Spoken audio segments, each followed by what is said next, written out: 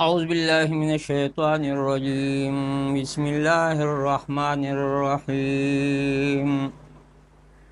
فَإِذَا جَاءَ وَعْدُ أُولَاهُمَا بَعَثْنَا عَلَيْكُمْ عِبَادًا لَنَا أُولِي بَأْسٍ شَدِيدٍ فَجَاسُوا خِلَالَ الدِّيَارِ وَكَانَ وَعْدًا مَفْعُولًا۔ میرے عزتمند بھائی اور دوستوں اور بزرگوں، دور سے قریب سے سننے والوں، آج سورہ بنی اسرائیل سے ایک آیات میں نے تلاوت کی اور مسئلہ فلسطین کا موضوع لے کر آپ کے سامنے کچھ گفتگو کرنا مناسب حال سمجھتا ہوں۔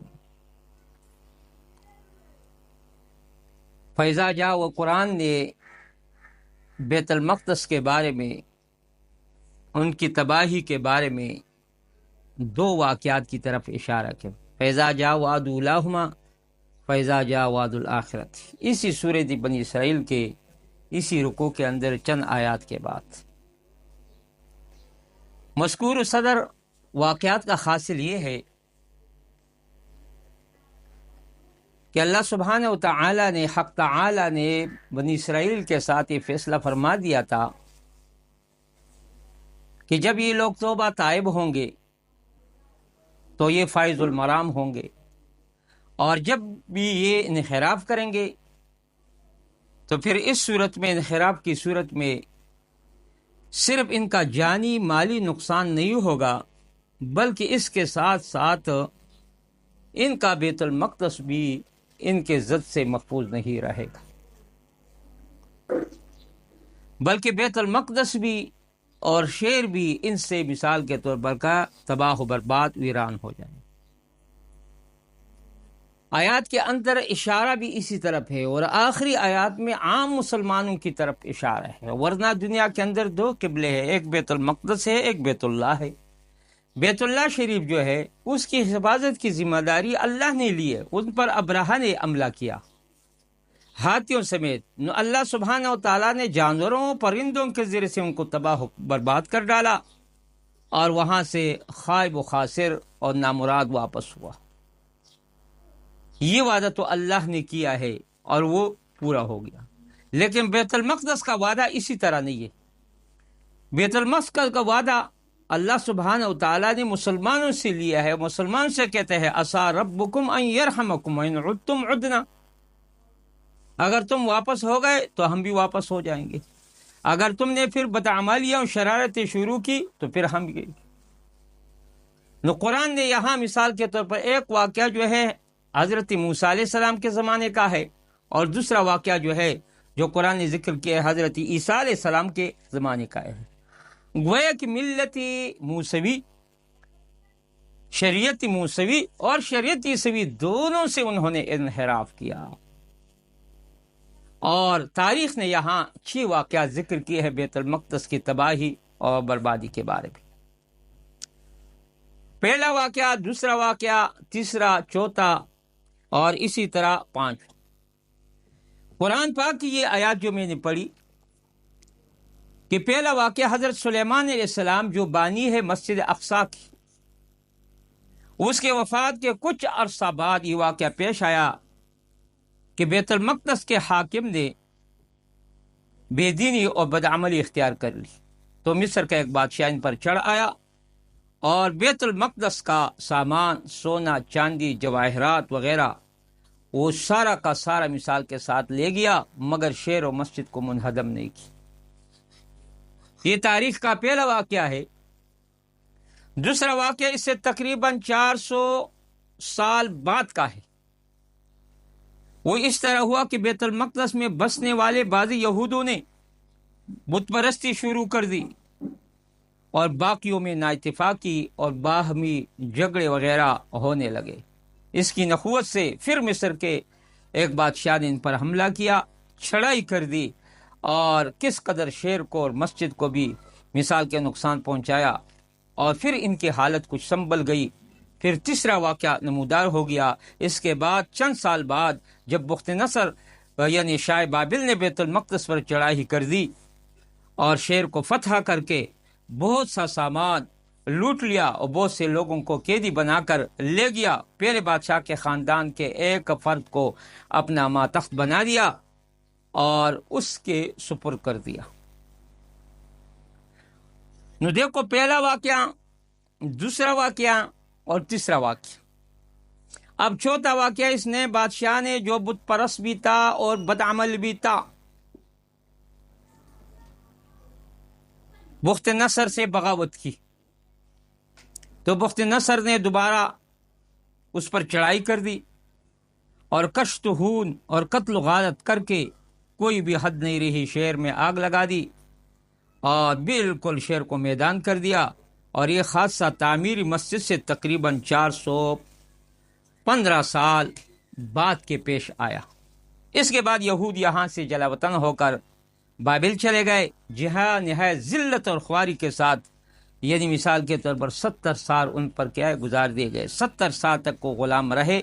اس کے بعد شاہ ایران نے شاہ بابل پر چڑھائی کر دی۔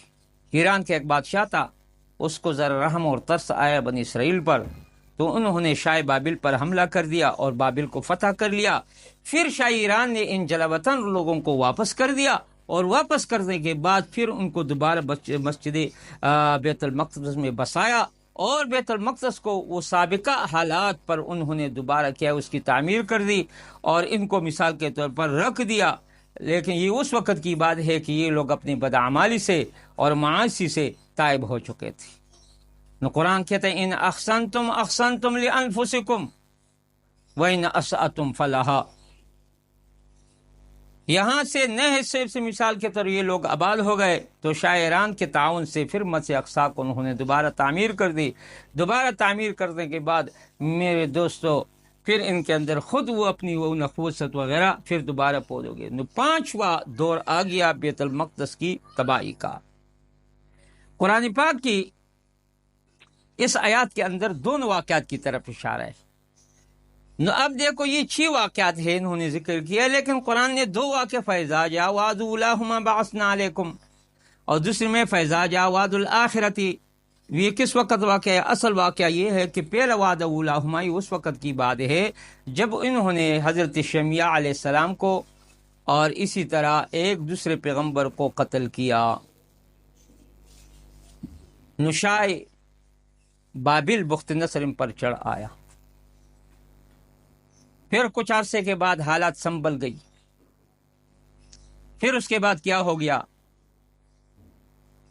کہ انہوں نے پھر آخر میں حضرت یحییٰ علیہ السلام کو شہید کیا، اور تلابیب کے اندر حضرت زکریا علیہ السلام کو 2 لخت کر دیا، آرے سے 2 لخت کر دیا، اور وَأَرَادُوا قتل عیسیٰ، اور اس وقت انہوں نے عیسیٰ علیہ السلام کے قتل کا بھی ارادہ کر لیا، لیکن بر رفعہ اللہ الیہ، اللہ نے عیسیٰ علیہ السلام کو اوپر اٹھا لیا۔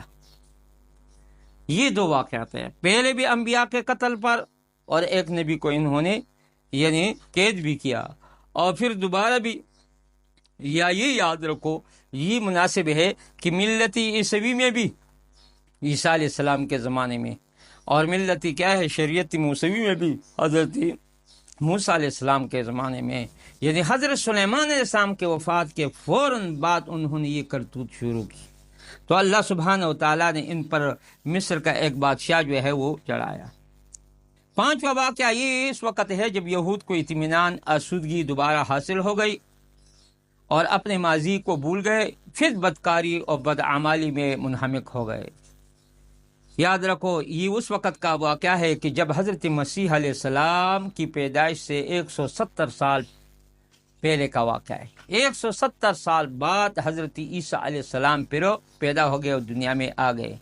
جس بادشاہ نے انطاکیہ کو آباد کیا تھا، انطاکیہ مشہور شہر ہے، اسی بادشاہ نے ان پر چڑھائی کر دی اور 40,000 یہودوں کو قتل کیا اور 40,000 کو قیدی بنا لیا، اور اس طرح مسجد کو بھی بہت یعنی نقصان پہنچایا، بے حرمتی کی، اور مثال ان کا سارا سونا وغیرہ جواہرات جتنے بھی تھے سارا کا سیر رکھ کر کنیسۃ الذہب میں رکھ۔